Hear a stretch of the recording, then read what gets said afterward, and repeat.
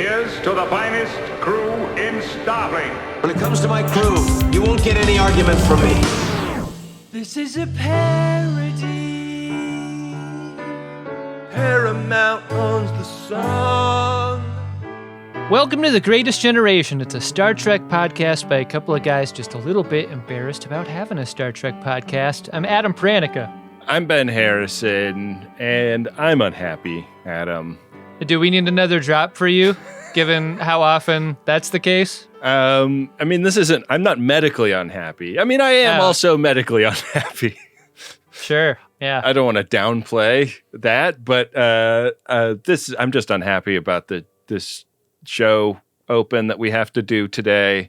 Uh-huh. We rolled the temporal Cold War tile on the game of buttholes, the Will of the Riker Quantum Leap. Yeah. You could have vetoed it. Could have. You blew it. We didn't want to do a Quantum Leap episode. I guess it was Quantum Leap episode or 3 bad reviews. That was the thing. I was sitting there with my finger on the veto button, and I was looking at your face, and I was like, do I want Adam mad at me because we have to now do a Quantum Leap episode, or do I want to feel bad because mean people said mean shit about me on the internet, and I have to go experience that? When has my being mad at you ever dictated any decision you've ever made? I'm trying to turn over a new leaf here. Uh-huh. I think this is going to be interesting. Much like the Naomi Wildman Square, a virgin square, untouched by us. So too is the temporal Cold War Square, Ben. I don't like you describing Naomi Wildman like that. A place we've never been before on the game board. Yeah. Here's what we did. We did not do the deep dive into our own reviews. Instead, we fitted our great producer, Windy Pretty, with a podcast review gas mask and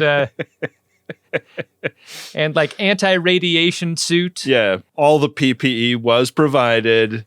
We tied a rope around her waist and then like we slowly let her go.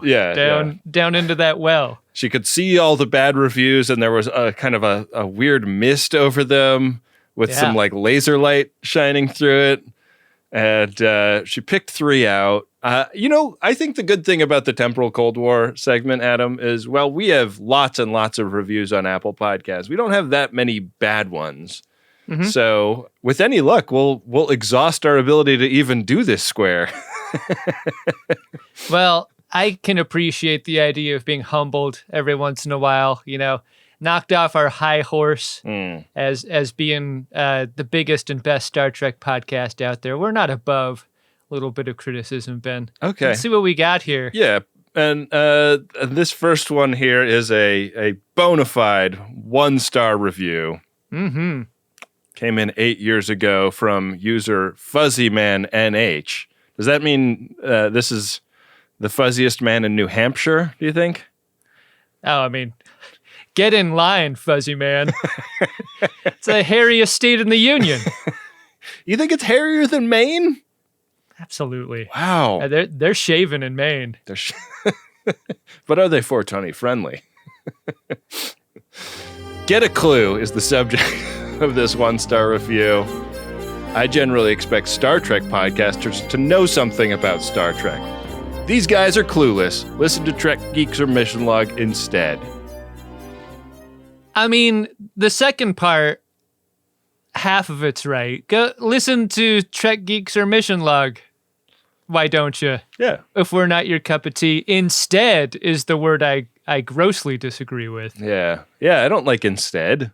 This doesn't have to be a zero-sum situation. This was our reason for getting into the podcast beef with Mission Log. We got a lot of this in the beginning of our show. A lot of the whole, why do I need this? I have this other thing. Right. It suggests that Fuzzy Man doesn't have a great big appetite for Star Trek podcasts. Yeah, well, and also, like, if we were trying to do what Mission Log is trying to do, I feel like they would have been mad at us for that. Also, like, the fact that we tried to be our own kind of show seemed to be offensive to this kind of person, but I can't imagine that just You're suggesting that we even knew or listened to any other Star Trek podcasts in order to avoid doing what they're doing. I had no idea what anyone else is doing. That's true. Yeah. No, I'm not saying that we were avoiding somebody else's format. I'm just saying that if we had listened to somebody else's format and attempted, I feel very defensive. Just let it flow through you, man. Yeah.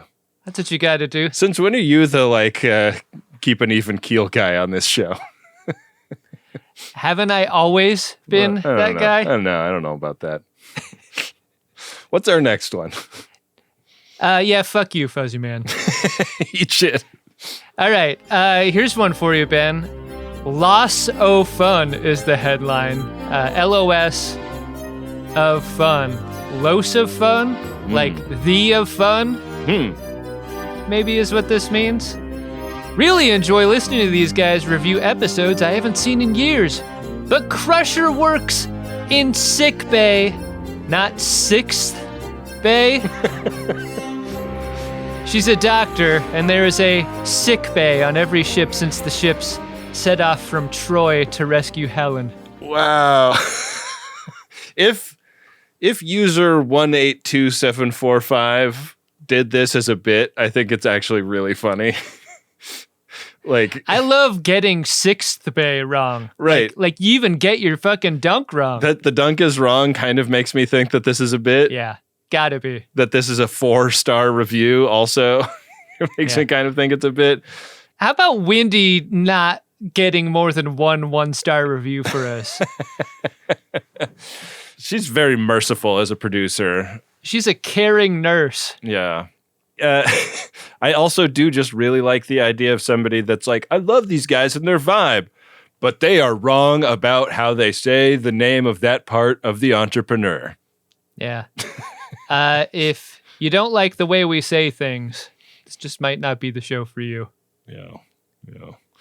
All right. Okay, we got one last one. How are you feeling, Ben? Let's check your temperature a little bit. I feel less dysregulated than I did on that 1-star review, which really burnt my toast. Jeez. This next one is from Cameraman Dan 83. Cameraman Dan 83. Did you mean to say Cameraman Dan? Cameraman Dan. Cameraman Dan. If Cameraman Dan was born in 83, that makes Cameraman Dan a kindred spirit, because I was born in 83 and I was a cameraman for a long time and was at the time that this review came in. I'm positive you'll be exactly alike based on what you're about to read, Ben.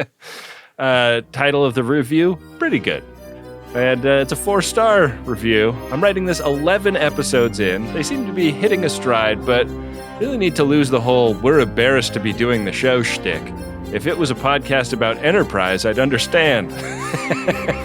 But while they're starting with the worst of TNG, a love of the show by no means is something to be ashamed of. When they get talking about the show, it's really funny, and they don't veer off too many tangents. Okay.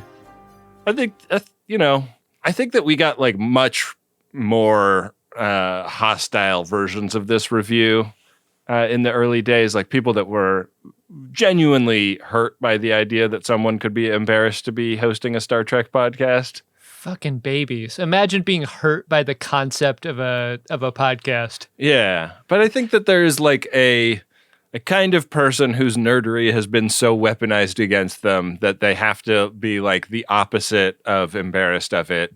And well, that's like the what is that knot, that loop, the Mobius strip, the Gordian knot. What's the thing that goes back around on itself? I think it's the Mobius Ouroboros.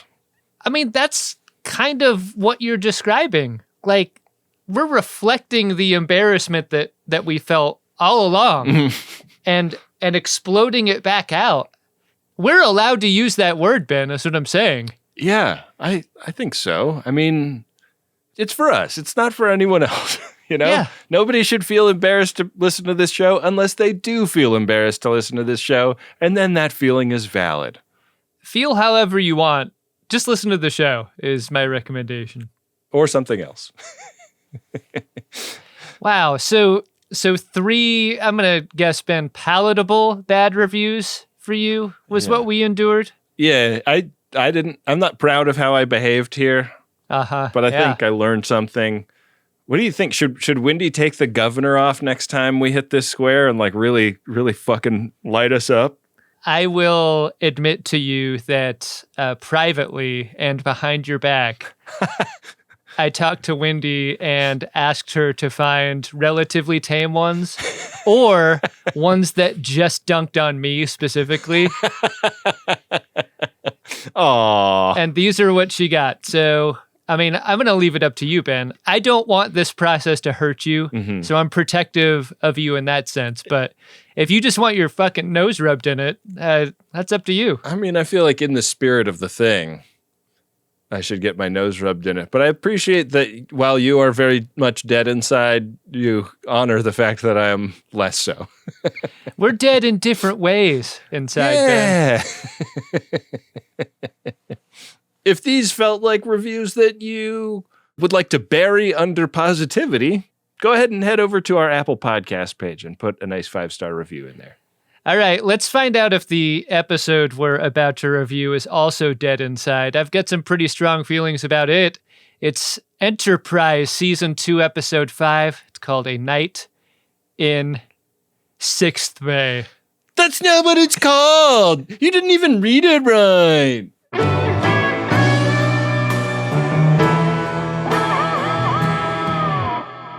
Our cold open is in the decontamination chamber where Hoshi, T'Pol, and Archer and Porthos are doing a sort of decontamination centipede with each other. Yeah. One's back, that person's getting the next person's back.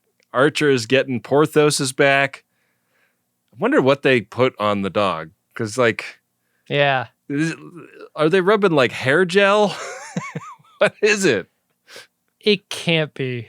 Yeah. I mean, even the most well-trained studio animal would take great umbrage with viscosity like this. Yeah.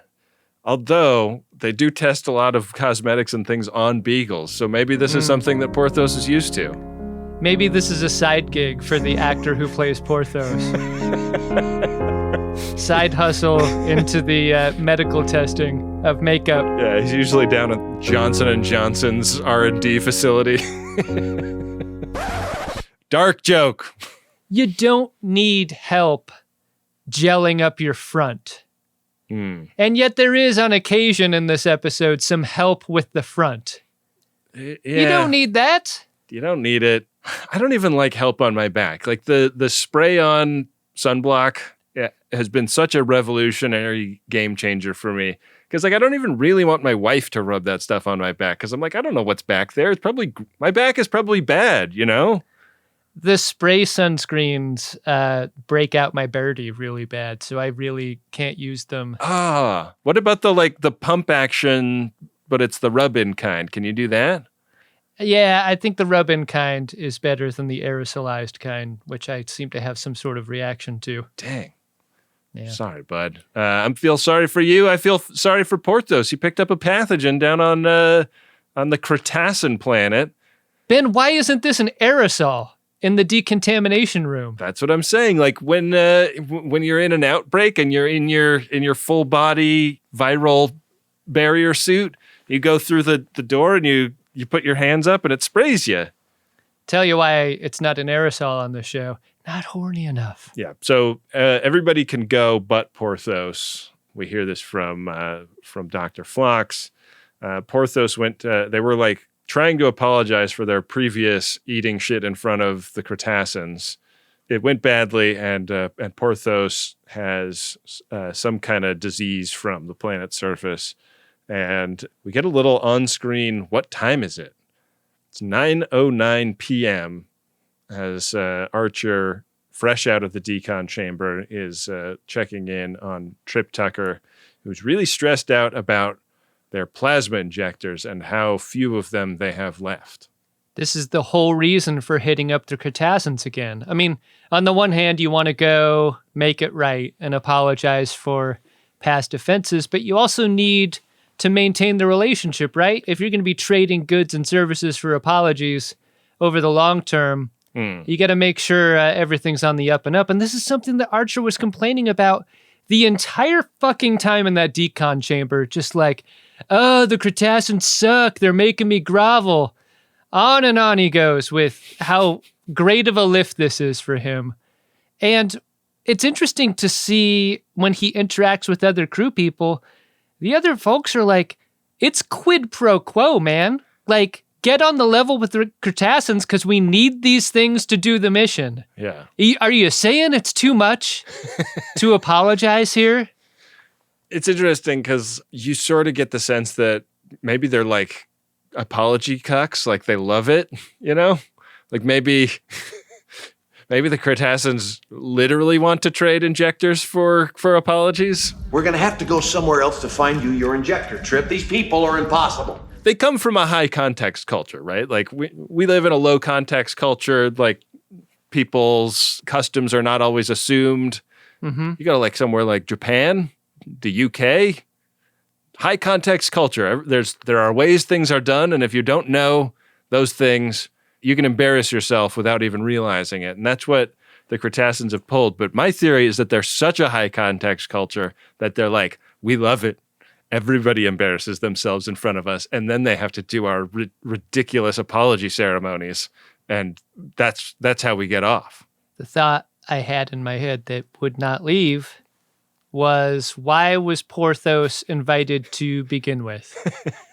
Why would Archer just assume Porthos would be welcome on an away mission, period, let alone on the Kreetassan homeworld? Yeah. We have many people in our lives that are bring the dog everywhere people, and it poses problems sometimes, you know? Bring the dog everywhere people run into problems that not bring the dog everywhere people do not encounter. I love my dog very much. I'm not a bring my dog everywhere person, and I think if you are, you're wrong. Well, Archer is wrong in this episode because back in Six Bay, we learned that his dog's autoimmune system is collapsing, and Phlox is kind of stumped. He's not really sure what to do about this just yet. He's not panicking or anything. He just is like, yeah, like I haven't figured this out yet. The word collapsing does a lot of work here in the way that Worf saying the word obliterated. The house has been obliterated. Kind of paints a less than rosy picture, wouldn't you say? I don't like that word in a medical context. Mm-hmm. I might prefer obliterated, Ben. To be honest, his immune system has been obliterated by the Kreetassan atmosphere. I mean, give it to me straight, Dr. Phlox. I can get on that level. This is going to be a Spock box situation. Yeah. Archer looks at his obliterated doggy through a glass panel. I guess whatever is affecting Porthos can affect other people. Ben, from here, this is a puppet Porthos, right? That I think I've seen up for auction, even. Oh, really? Does Garrett Wang currently own puppet Porthos? He was stating the obvious again. Do you think if you won and display puppet Porthos, this is the most upsetting prop that you could own? I don't like this. This is flying too close to the taxidermy sun. I have to say, for this script, I was shocked at how much money they spent on this episode. Like, every production dollar is on screen in this episode. With the puppet Porthoses and the like digital bat and the model of a dead chameleon later. I think this is the reason that the episode made it to air instead of being shelved like Code of Honor. Which is not to cut to the end, what I feel like should have happened to this episode. Wow, that is a spicy take. Let's talk our way through it before you say anything you can't take back, though, Adam. Sure thing. Yeah. This is another reason that Archer is pissed at the Kreetassans. He's like, we sent Porthos's genome to them. They should have checked if their ecosphere could support his species and told us if there was something that was dangerous to him. Yeah, the burden should have been on the place that the dog person was visiting to make sure everything would be safe for the dog. That's great, Archer. Good thinking. DePaul wants to discuss this situation, not on the bridge, but in Archer's ready room. This is very perceptive of her because Archer blows his stack yet again when she discusses just why the Kreetassans are so pissed at him this time. There was a copse of trees that Porthos went and took a piss on that happened to be very important sacred trees. They're Elvira trees. Over 300 years. That's fascinating. Archer is not sorry. Of course, why wouldn't he be? I mean, let's set aside the fact that these are trees. Mm-hmm. Cultural treasures have been pissed on by a dog. Mm-hmm. That's what's happening here, and Archer has made it the Kreetassans' problem. We are digging Archer in. Yeah. This is an Archer digs himself a whole episode from Jump. And like he's mad at the Kreetassans, he's mad that the Beagle is sick, but he's also really mad that T'Pol profusely apologized on his behalf. He's like, no, I would never. Do not apologize for me. Don't do that. They're the ones who should be sorry. Not only that, but if Porthos dies, he'll pee himself on those fucking trees. Like he's a Calvin peeing on a Chevy logo and a bumper sticker. That's what he proposes here. I'm pretty excited about our new Archer pissing on a tree bumper sticker coming to podshop.biz. Podshop.biz? Wow, look at that. It's already there. Amazing. Fast action. In the Bill Watterson art style. I started to feel a little dread here, Ben, because as the digging got deeper with Archer's character and what his priorities are for the episode, I'm wondering how he's going to get out. I'm wondering how I ever respect him again. Starting here. I'm excited to find out.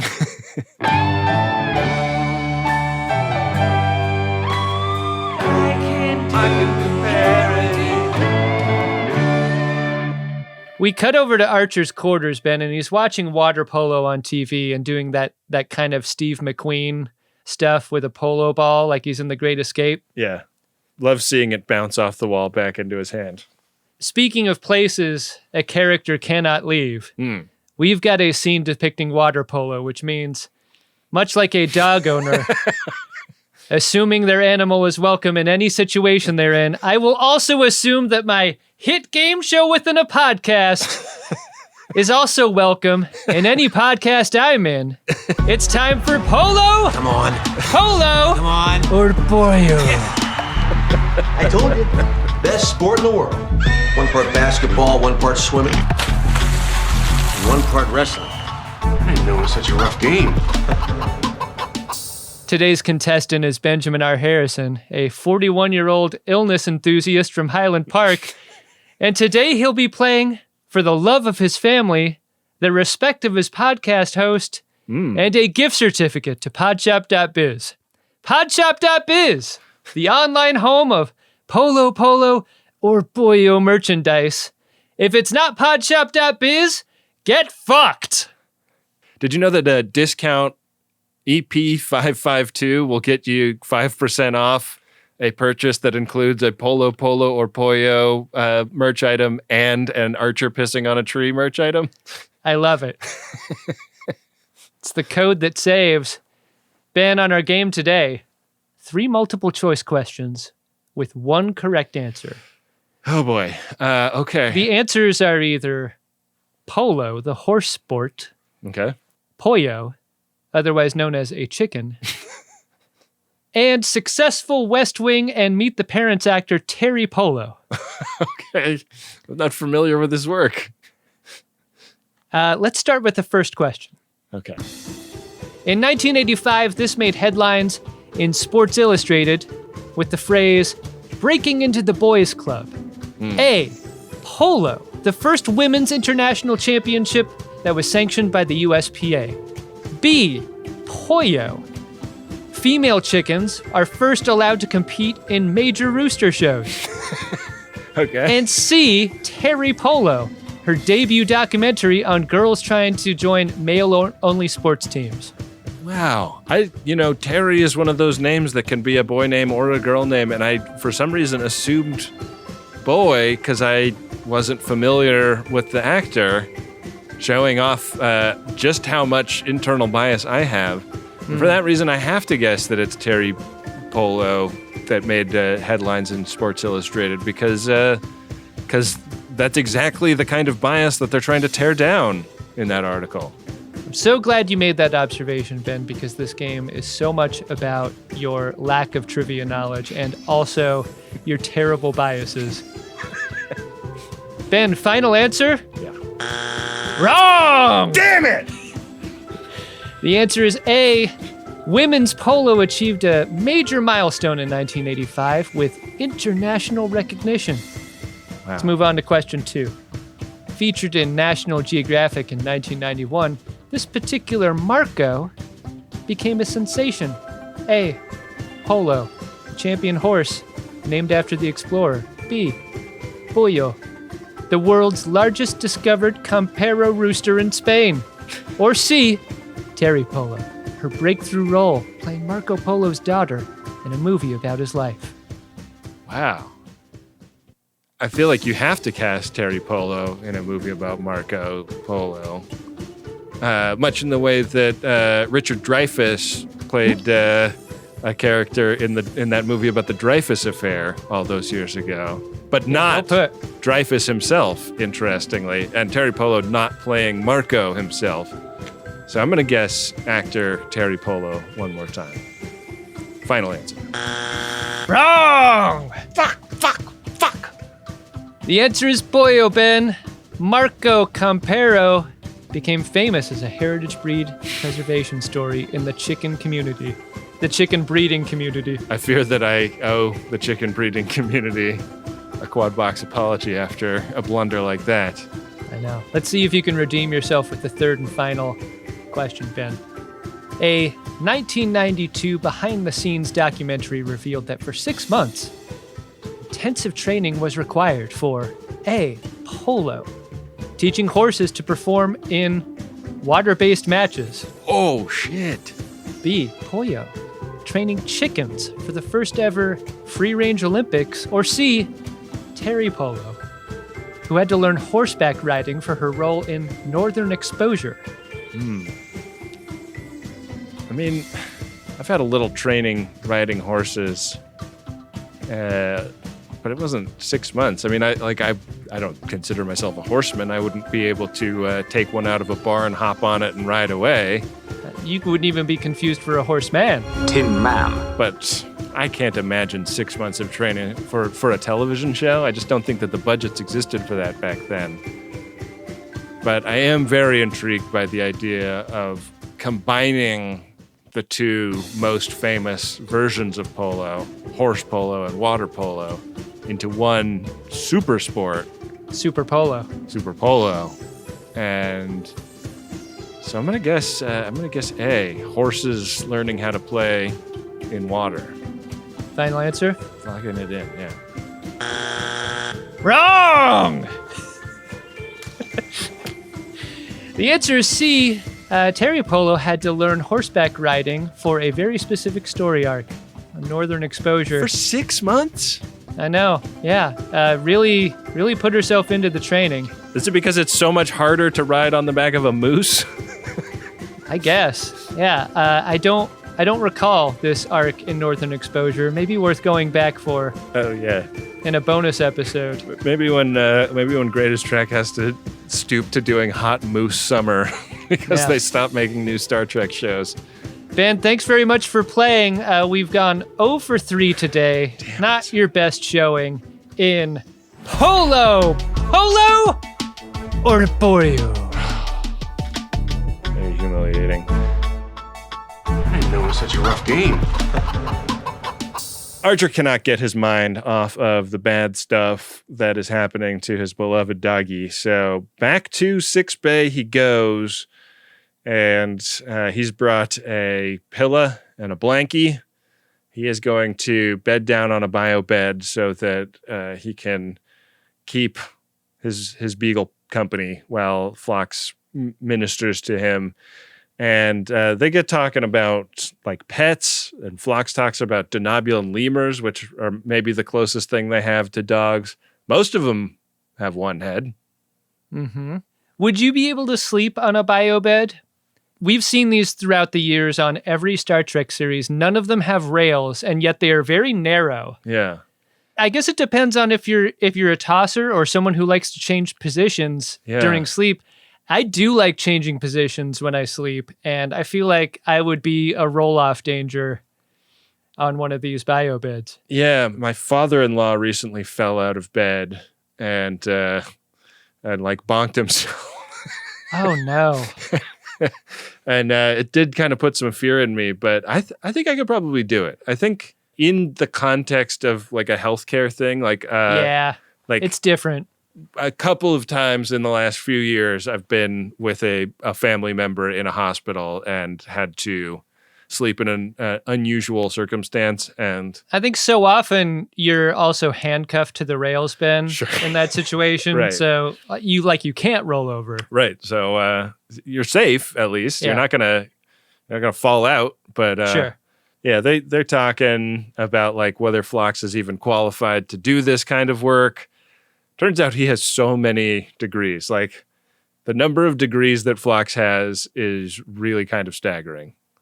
It's amazing that he has a career. Like he seems like one of those people that just stays in school forever. Yeah. When he starts rattling off the number of degrees he has.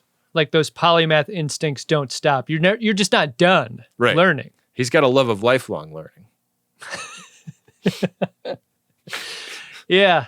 So you feel in his care, Porthos is going to be all right. That's the big takeaway here. Faith of the fart. And you will never take the greatest gin alive. Ben would rather die. What? So Archer pulls the curtain to sleep on his biobed. And I was wondering why you would even pull the curtain if the whole point was to be near Porthos, to have them somehow sense your energy nearby. Mm-hmm. I didn't think this worked for me at all. It is not as if sleep comes easily in this moment, because Archer soon hears the sound of someone doing a thing you should never do in a public space or a space shared with anyone else: personal grooming. In Phlox's defense, though, like he didn't ask for Archer to come down there and shack up in his 6-bay. You know what? You're right about that. Yeah, this is his space. It's Phlox's space. And Archer's a guest there, which means when he makes the food for the toenail-eating plants, Archer's just going to have to deal with that. Mm-hmm. I love that he fed it to the plants. Does he feed the tongue scraper goo to a plant? You don't see the aftermath of that. You just see the scraping. An amazing aside, like a special effects set that they spent money on. Yeah. Is Phlox scraping the shit out of his super big tongue. I looked up this prop, Ben, the tongue scraper prop. It was briefly offered in a Star Trek auction. Okay. Was not quite in time with my bid. I was outbid just barely in the final seconds. Want to know who outbid me? Oh, I mean, it seemed like the kind of thing I would bid on, but I wasn't aware of that auction. Who got it? Garrett Wong. Damn it! That guy. Also, Ben, Dr. Phlox does these personal grooming tasks out of order. You don't work with your mouth after you work with your feet, because your hands smell like feet. Why would you do that, Dr. Phlox? Is it possible he washed his hands in between? Nah. It didn't show us that scene. So Archer gets an hour of sleep and then is woken up again. Yeah. And Phlox is making the rounds and feeding all of his critters. I don't know if we mentioned, but the pathogen that is affecting Porthos has been eliminated, but there's not like a prognosis yet. So we're just like waiting to see how he does. You can see he's still affected because he looks like a puppet. That's the major side effect to his illness right now. It turns you puppety. So this is like late night, and I guess Archer is just like, fuck it, I'm not sleeping. I might as well hit the gym. And he finds T'Pol in there. And I thought there was some really neat equipment in the gym too. Like that, it looked like one of those like zero gravity space camp things in the corner. It was totally Space Camp Gym in the corner room. How great would this scene have been if it played out with Archer in that thing instead of the treadmill? They're both in it, and they're both like hitting the button to make it go faster. Yeah, hard to act when you're getting spun like that, probably. Hey, note to gym goers, notice Archer does the thing where he does not take the treadmill right next to the woman, instead leaves a treadmill in between. Mm-hmm. That's very polite gym going by Archer in this case. Yeah, leave some fucking space, would you? Yeah, leave her alone. They have a very competitive, argumentative workout where they are pushing the button to make the treadmill go faster at each other while they discuss his resentment of the whole premise of apologizing to the Kreetassans. And he is really worked up about T'Pol having an opinion about this at all. It's a bad vibe between the two of them. They are not collaborating the way they have come to do more often than not. They're not on the same page. And by that, I mean T'Pol being on the right page and Archer still believing that the rights of Porthos to accompany him on any and all away missions supersedes any other concerns having to do with that mission. It's totally insane. The reconciliation demands come through. The Kreetassans have gotten together and come up with what they want Archer to do by way of apologizing. And they go up to the bridge to get this. And I thought it was amazing that T'Pol is very put together and Archer is drenched in flop sweat. And she was already working out when he came in there. Do you think there's something to the physiology of this? Humans are known by Vulcans to be stinky and pheromonal. Yeah, maybe. Maybe a Vulcan just does not perspire as much and wouldn't put that stuff out into the air. She's like Jason Bourne. She can do that without even, she can breathe through her nose the whole time. Everyone loves a scene when crew people arrive on the bridge in non-official clothing, though. This is fun. So Hoshi has received these demands and loaded them onto an iPad. And I was too distracted by the fact that 22nd century iPads have a headphone port. They put it back. This is technology life cycle stuff, though. You know what's coming back, don't you, Ben? iPad 17. We'll have it. Headphone port is back. Oh, man. For some reason. And then we can throw away that weird little gizmo that we each had to buy for live shows so that we could connect our iPads to the house PA system. Pretty great. So yeah, but the demands don't seem that bad. And Archer's okay, I'm going to go get a little bit more shut-eye. And when he leaves, Hoshi asks a very strange question to T'Pol. Do we have a chainsaw on board? I wonder if the word chainsaw has ever been said on Star Trek. It seems like such a weird... I've never heard that word before. It really does. In this context. It's got to be a first, right? Gotta be. Down in Sick Bay, Porthos is in anaphylactic shock. If it's an animal, would it be animalactic?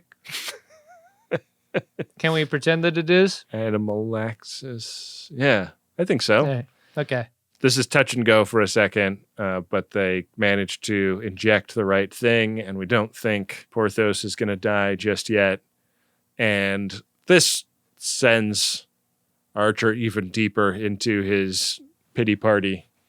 He's like, why am I apologizing to these assholes? They should apologize to me for making my dog feel bad. Yeah. It's a total emotional spin out by Archer here. And I was wondering if Dr. Phlox would have to relieve him. It's so broad what's happening here with Archer. These questions Dr. Phlox is asking aren't usually the spin out type. Turns out he's also a licensed therapist. He's got everything. You name a degree, he's probably got it. He starts to come up with a theory of the case, because they're talking about T'Pol showing disrespect for Archer's, how much Archer cares about the crew and the ship. And Phlox is man, you just need to nut. She's clearly a babe. You haven't had sex in a long time. You have tons of sexual tension with T'Pol. And I was man, I did not see this coming. I thought that the whole show had been building up to sexual tension between T'Pol and Trip. Yeah. Did you see tension between T'Pol and Archer at any point? I mean, I saw like professional tension, but Sure. Phlox has really nailed this as being an Archer wants to fuck T'Pol situation. Yeah. And as this revelation is being rolled out, we cut back up to the bridge where Hoshi is on with a Kreetassan who is chewing her out for the captain's choice not to adjust the clock on the entrepreneur to Kreetassan standard time, which isn't like a law or anything. It's just common courtesy. I'm surprised you didn't know that. Didn't you suspect that the direction for the Kreetassans was be a visiting parent and you're staying at your kid's home as an adult? Right. Like, that's kind of the tone I'm getting here. Like, oh, you set the thermostat for 68. Interesting that you wouldn't turn it up higher for your aging and very cold parents. You know, like that kind of spin on things. Yeah.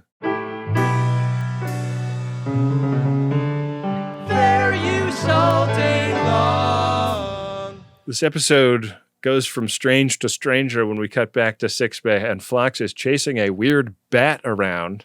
He and Archer wind up teaming up to try and capture this bat using a giant origami bird that Phlox has folded and put on the end of a broom handle. They're like, climbing up on counters. At one point, a big jar of French dressing gets knocked on Phlox's belly. This is act bad, right? Act bad at catching bat. Like, this is hard to pull off because these two adult people should not be this bad at catching a bat. I mean, bats, have you seen them fly? They fly all crazy. It's not like a straight line. You can't predict where it's going to be from one second to the next. They're bad at bat. Yeah. As they are having this struggle to capture bat, Phlox draws the conversation back around to the sexual tension between Archer and T'Pol. And Archer is really trying his hardest to ignore this suggestion being brought back up when Hoshi wanders into the room and easily catches the bat. Yeah, wasn't that hard. She's got news about the Kreetassan conversation. Archer's taking this about as well as anything in the entire episode. He doesn't like being rushed into making a decision about the amends that he needs to make. And so he goes to sleep and he has a dream about Porthos' funeral. It looks like this is happening on the planet from Sub Rosa. Yeah.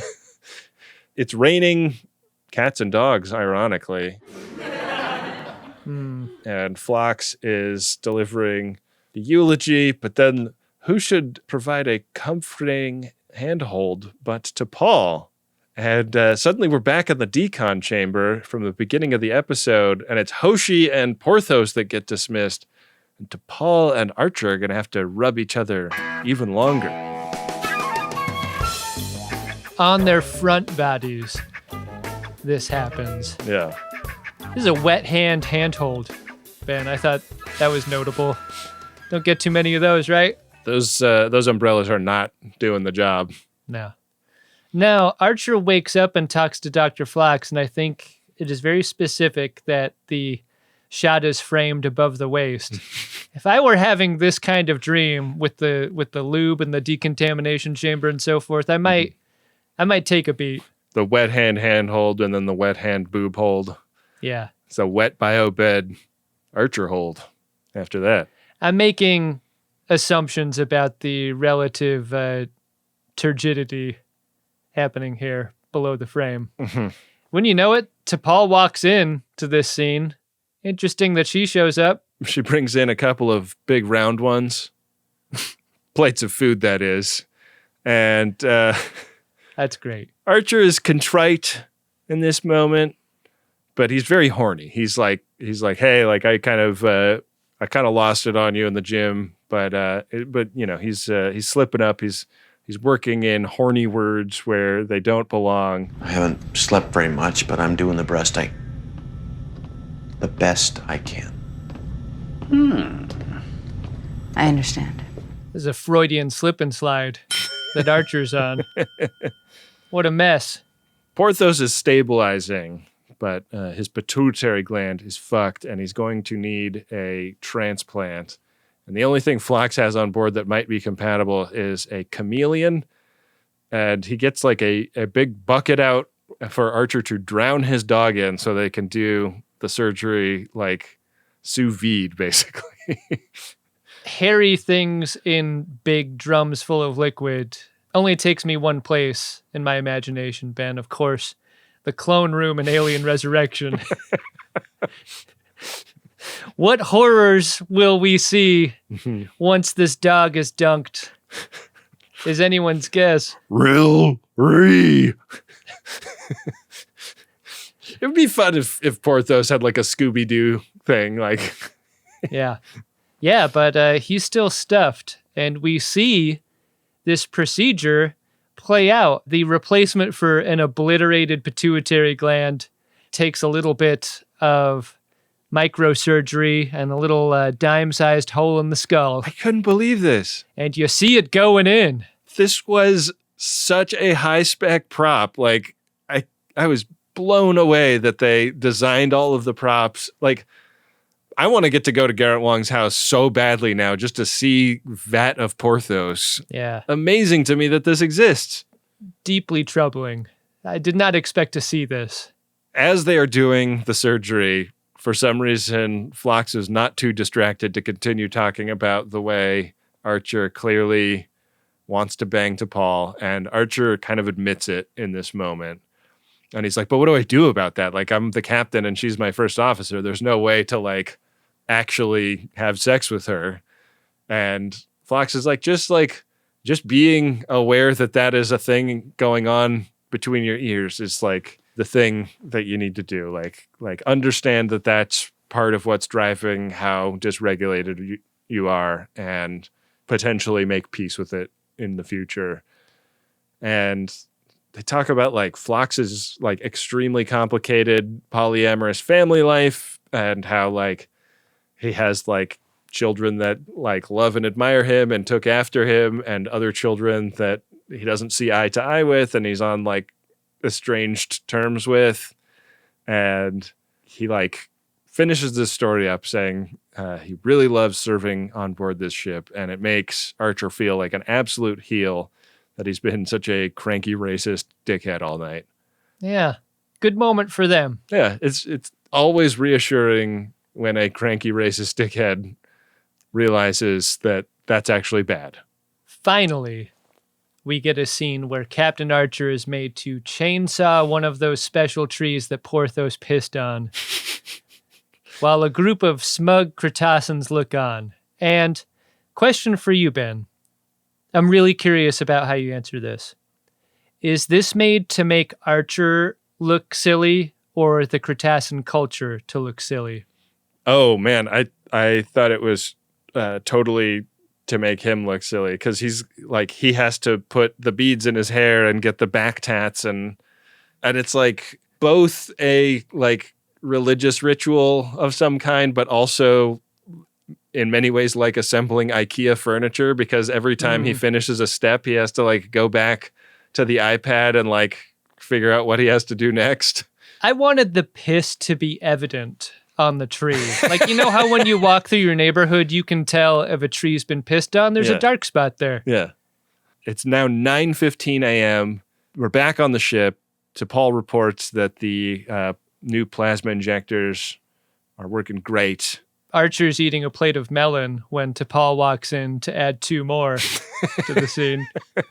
It turns out he owes her a topology as well. God. I mean, sit-down shows, they're going pretty well for us, Ben. Good show by you. Seems like the attraction may be mutual. Is the vibe I got? Like, really incredible moment. You're right. Because like Archer's working to minimize the friction conversationally, and the way T'Pol discusses this suggests that like where there is attraction smoke, there may be sexual fire. The friction that you speak of could be much more problematic. Not expecting this at all. oh, big surprise. But they're just going to have to not have sex due to the regulations and whatnot. Yeah, somehow T'Pol is going to manage to not do that. And somehow the camera manages to capture the back of her head as she walks out of the room. Amazing. We get everything this episode, don't we? We sure do. Archer thanks Phlox. Porthos is A-OK, gets to take him out of the Porthos Spock box and hand his faithful physician back his sick bay. That is the end of our episode, Adam. Did you like Season 2, Episode 5 of Star Trek Enterprise?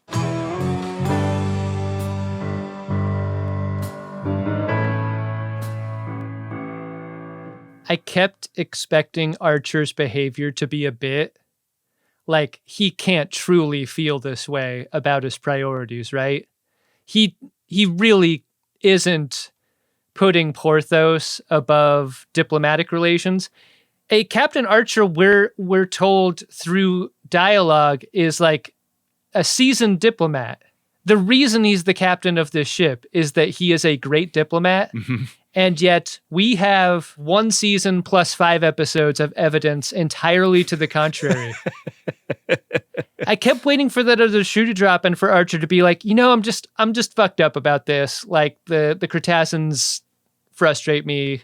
Like, obviously I made the mistake, but Archer is so not self-aware at any point.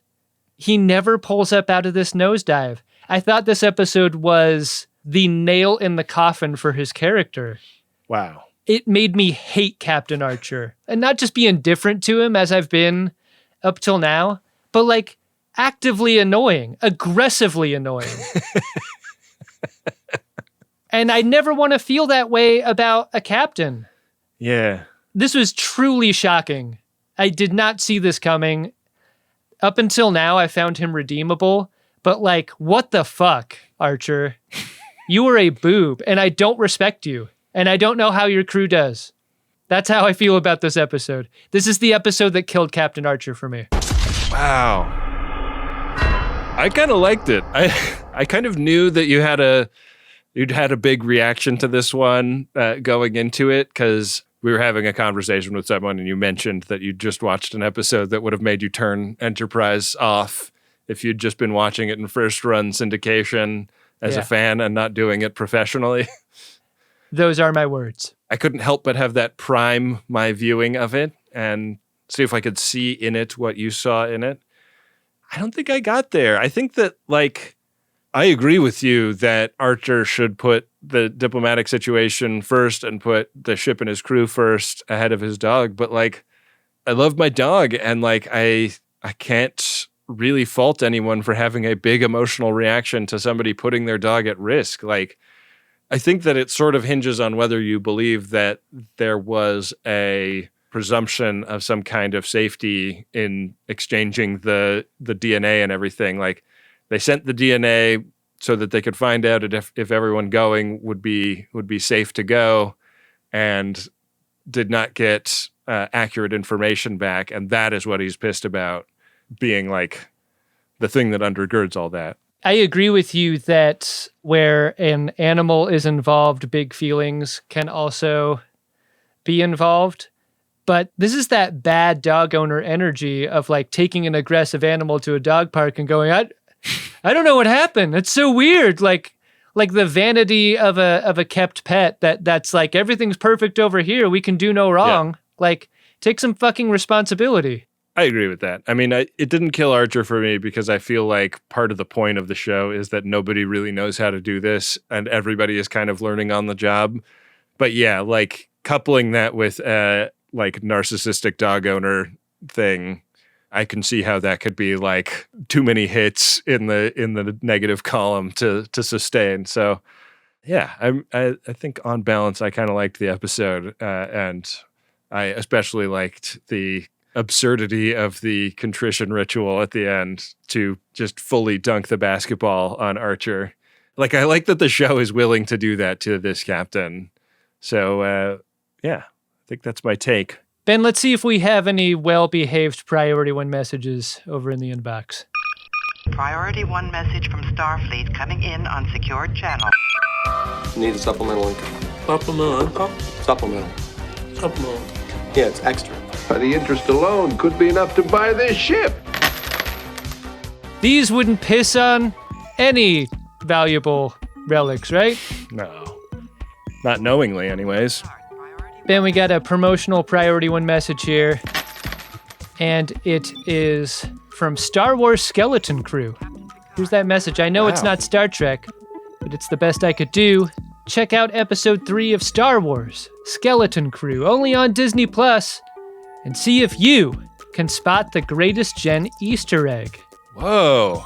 Thank you guys for the excellent pod throughout the years. Chris Brenner dropped. I'm Chris Brenner. Brenner Information Systems. You know, interface, operations, net access, channel 90. That Chris Brenner. Amazing. So the call to action is going to be to watch the Star Wars Skeleton Crew episode 3. Dang. Because the makers of this show are FODs.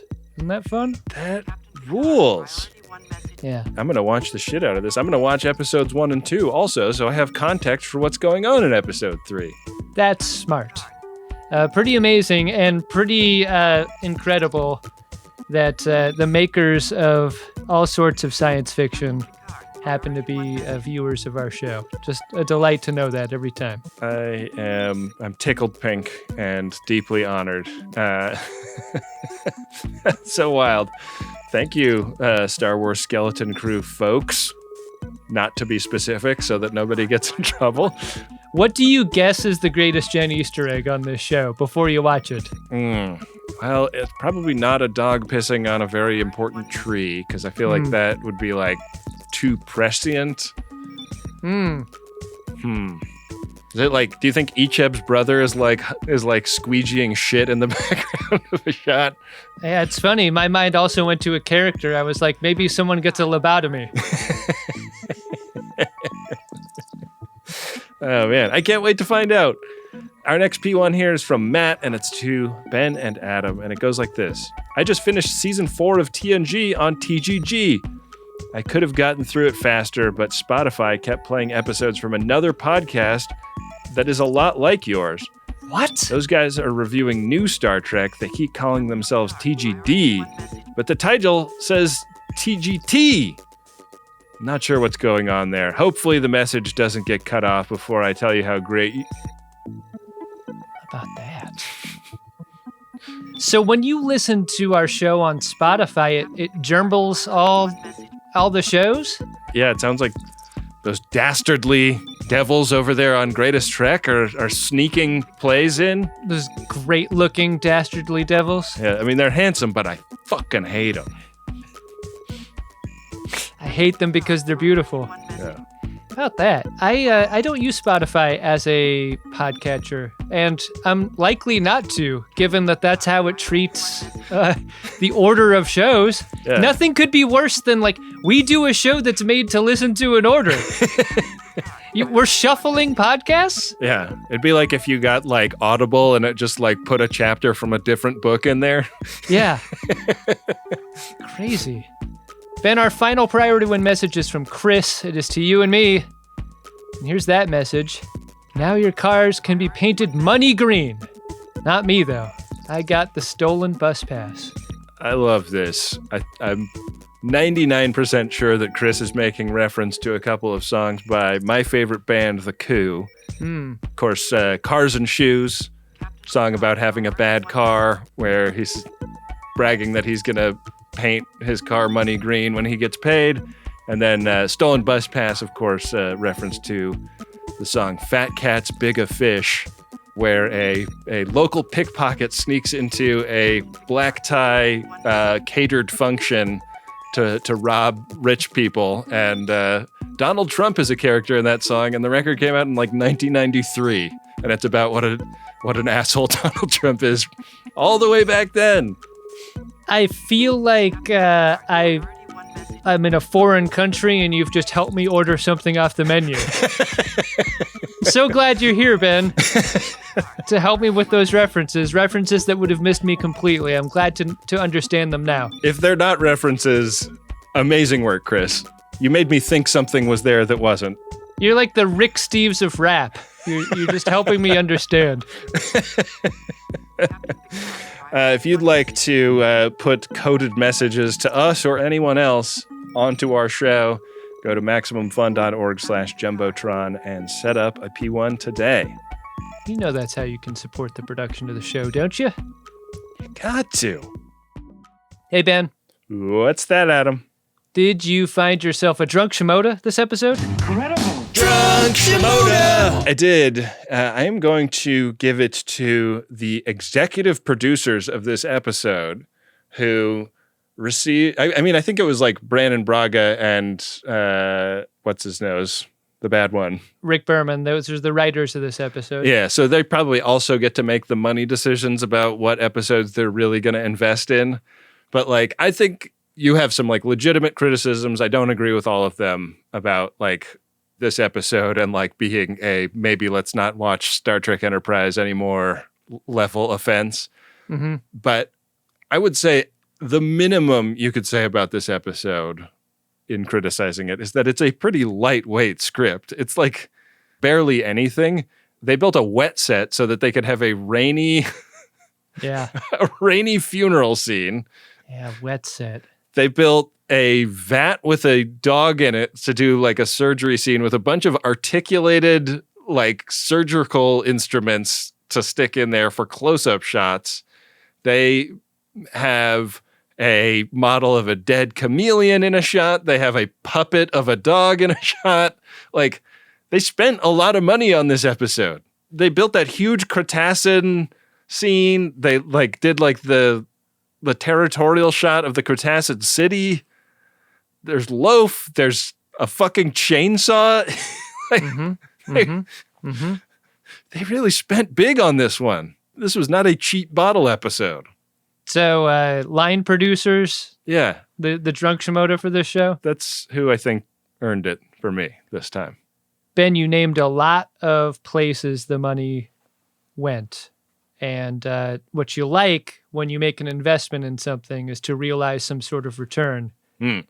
If the intent was ever to make Captain Archer a respectable captain in the Star Trek pantheon, they did not get a return on their investment here.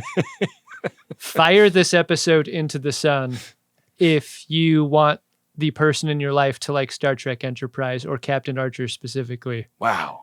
Arrest the people involved in this decision. Absolutely outrageous that we would treat a Star Trek captain like this, that we would sketch him out with such a lack of respectability. Bury him with the dog. Okay, I got to get out of here, man. All right, let's go. Face of the fart.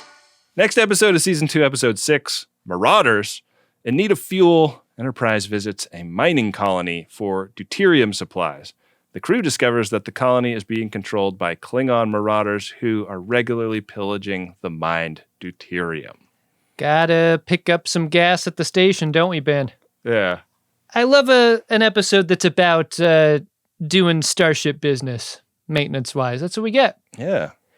All right, Ben, I've gone over to gach.biz/game, where you can find the game of buttholes, the will of the Riker, Quantum Leap. Our runabout is on Square 88. This has been a temporal Cold War episode. Pretty great work by us getting through that slog. Let's see if we land on anything else after this roll. You're required to learn as you play. Roll. Ben, we have been bounced all the way down to the second row. It's Square 18 and a regular old episode for us. Thank goodness. Chula! Did I win? Hardly. No more mean thoughts in the next episode. All nice. I'm going to appreciate that. Let's get out of this negative space that we've been in this whole episode. I know.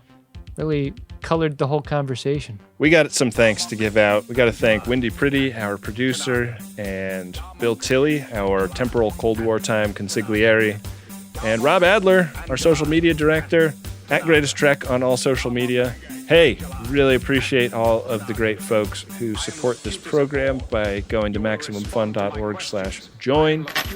Please sign up for our mailing list. It's a really fun thing to get in your inbox once a month, and we can keep you abreast of all of the fun stuff we're doing. Oh no, I'm just like Archer, having Polarian slips. There's our third breast reference. We did it!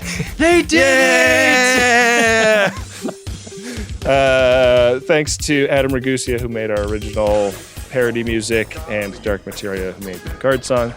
Get yourself something at podshop.biz. And with that, we will be back at you next time with another great episode of Star Trek Enterprise and an episode of the Greatest Generation Enterprise where Ben and Adam are really glad they switched to electric cars because they don't want to fuel up in a part of town where there's a bunch of fucking Klingons around. Yikes. Yeah. Would rather not. Make it so. Make it so.